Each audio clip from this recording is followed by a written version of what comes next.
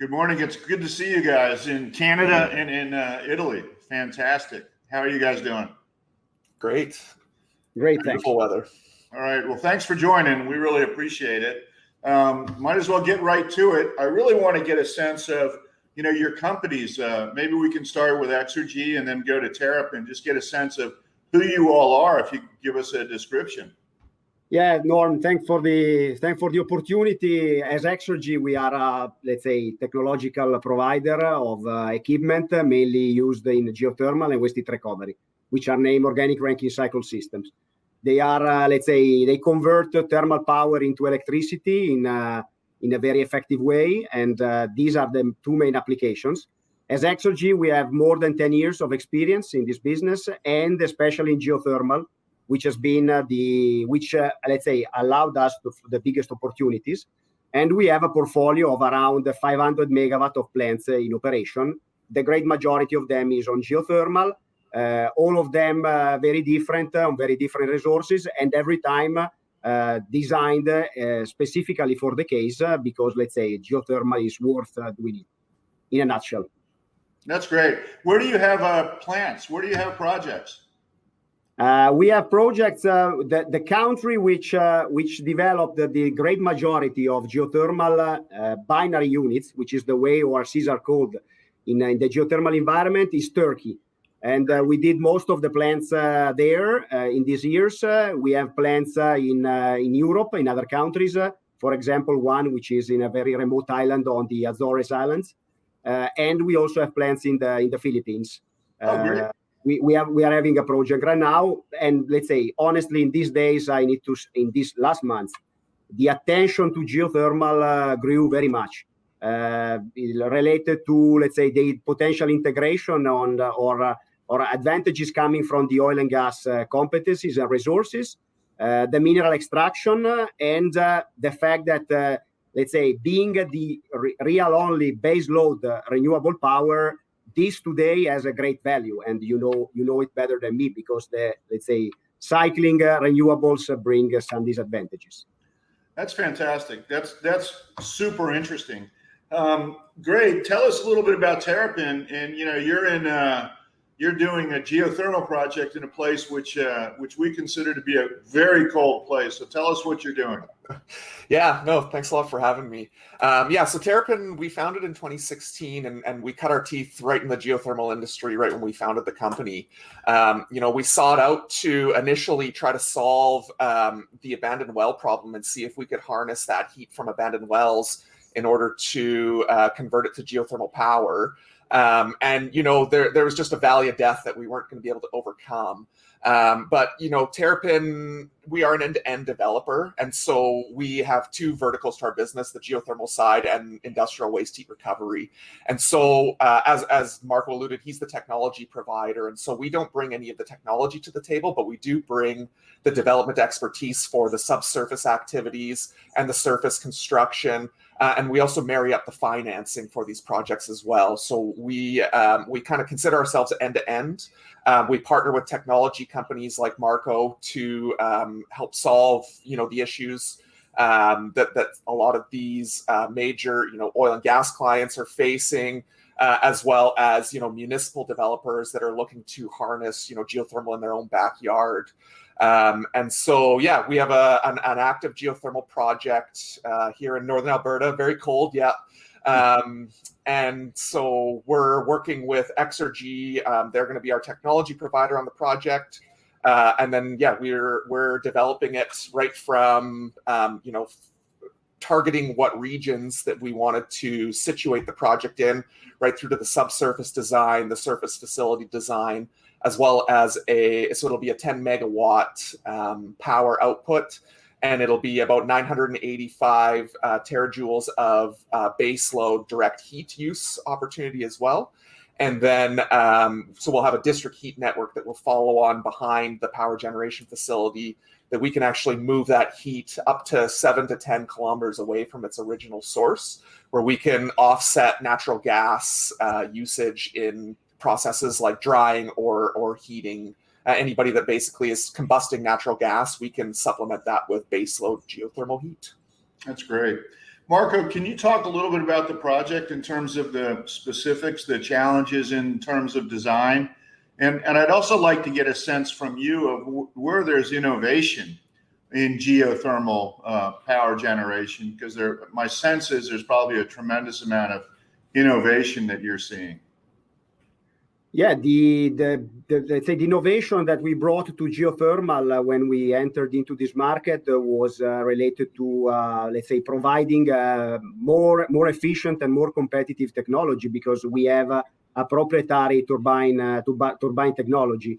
Let's say for the part above the surface for the geothermal, our business obviously is try to convert it in the best way, which is not necessarily the most efficient or the highest power output, but while it is tailoring the design according to the specific requirements. And for example, for the Alberta 1 project, like other projects around in Europe, the trade-off between electrical production and heat usage is a key factor.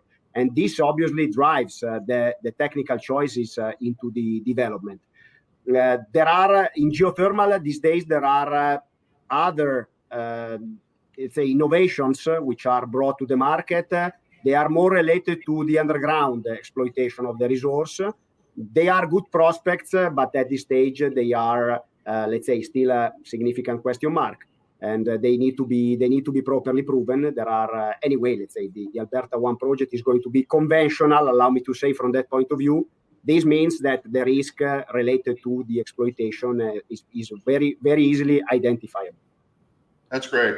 No, I appreciate that. That's really super interesting. I worked on a series of geothermal projects in Guatemala, which obviously is a tremendous resource a couple of years ago, and I think the industry's made tremendous progress since then as well. Yeah. So, yeah.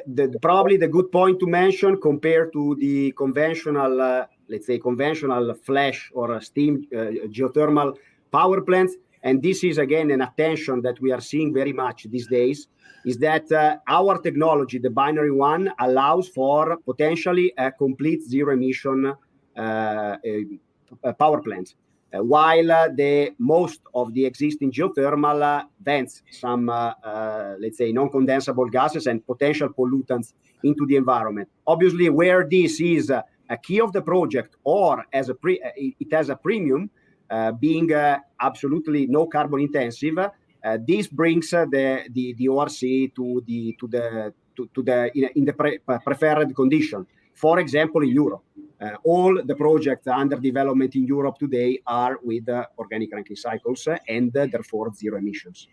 Yeah, that's fantastic. So, Gray, I want to get back to you really quickly. One of the things we understand you're looking for is development capital to get to the starting gate, and that's a problem that people are having, in my experience, all over the world. Right? Everybody's willing to invest in a project, but nobody wants to take development risk. Talk a little bit about your project and what's going on there. Yeah, so we're we've completed our subsurface design, and so we've been out in the market trying to raise 13 million Canadian right now to fund the first 2 exploration wells. Essentially, what we've done to date is based on existing oil and gas drilling data is what kind of focused our attention into this region and gave us the confidence that we've got the right geothermal resource. We've also gone and done some bottom hole temperature logging that returned back bottom hole temperatures of 118 degrees Celsius fluids. So it gives us the confidence that we're in the wheelhouse for power generation as well. And so what we're doing is we're kind of breaking up the development into kind of 3 phases. There's the exploration and testing phase. So we would look to drill 2 exploration wells, and that total cost to drill those wells is about, with all contingencies in, is about $23 million. But because we were able to secure a grant for the project through the Canadian government and their emerging renewable power portfolio program, we are able to offset the 50% of the costs of that exploration drilling. So we're also looking to raise that 13 million all at one time, instead of maybe trying to raise, 6.5 million and go drill one well and then go raise another 6.5 million and drill the other well. We kind of decided as a group, because it's only about a 45-day drilling program and then about a 2 to 3 week testing program for each well, and that was just too short of a timeline in between the drilling phases in order to try to go raise 6.5 million. So we're out there talking to infrastructure funds, family funds, public funds, even institutional capital. We've even started looking at, because of some of the feedback like you alluded to, it's tough to raise this development capital. We've even started restructuring the project so we can start working with high net worth individuals as well. There's some incentives in the province for like flow through share options, kind of what you see in mining as well. So we're starting to explore some of those options as well to help mitigate some of the risk. And then one other piece as well on the kind of risk mitigation side is we've also signed an LOI with a disposal well company in the area that is interested. So if we happen to drill that first well and it turns out to be dry, they would actually want to come step in and purchase that well from us. So there is some downside risk protection on that capital that would be initially invested. And then obviously we wouldn't go drill that second well.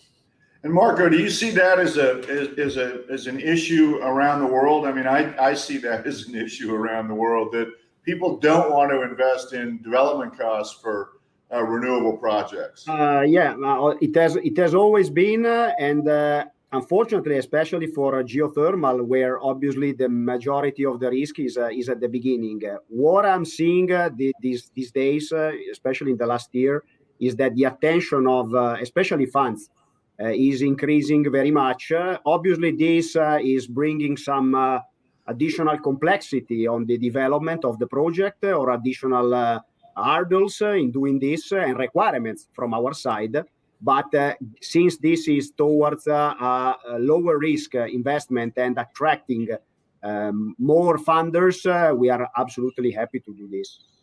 It's really interesting. Let me just finish with a general question in terms of additional projects, and just get a sense from you first, Marco, and then to you, Gray. Give you the last word, because I gave Marco the first word. We talked a little bit, but how many additional projects potentially are you looking at? Let's say over the next 12 months, just that as a horizon. Are you talking to me or to Gray regarding? No, I'm talking to you. You get, because Gray gets last. So you mean worldwide? Yeah, exactly. Many. Yeah. Absolutely many. There is a very strong attention, and there are at least 10 big projects expected in the next year, plus other smaller. But especially there is the increasing interest for example, from major companies, utilities or oil and gas companies, which are now seriously looking into it, because they understood that it is an opportunity to use their competencies into something, allow me to say, not doing photovoltaics, but doing I would say real projects. And this will bring I expect that this will bring a stronger development not in the next year, obviously, because the planning is longer, but in 2-3 years from now, the situation will be significantly different. Great. Both from the investment funds. That's great to hear. And Gray, you get the last word. Other projects that you all are looking at to develop? Yeah, so not far from where we're developing Alberta number 1, we've secured the rights to 2 additional acreages, actually, that we hope to be our follow-on projects behind. We don't want geothermal to be a one and done here in the province of Alberta. So we've got 2 additional acreages that we have rights to that we hope to develop behind Alberta number 1. And then additionally, because Exergy's technology translates across from geothermal to industrial waste heat recovery, we've been seeing a large uptick in that side of the business as well. Not just in Alberta, but internationally as well. Down in the southern U.S. and the Gulf Coast area, out on either the east and west coasts, we're starting to see a lot of project opportunities come to fruition as well as for geothermal. The runway in South America and the Caribbean looks quite promising as well. And we've got some development arrangements secured with some co-developers in those regions as well. So like Marco, we're very excited to see kind of what the runway is going to bring for geothermal and industrial waste heat recovery. Well, that's great. I really appreciate it. It's been great talking to you guys. I think we have to go to a commercial break, but this is great. Thank you so much, and we'll talk to you guys soon. I really appreciate it. Thank you very much. Have a good day. Bye.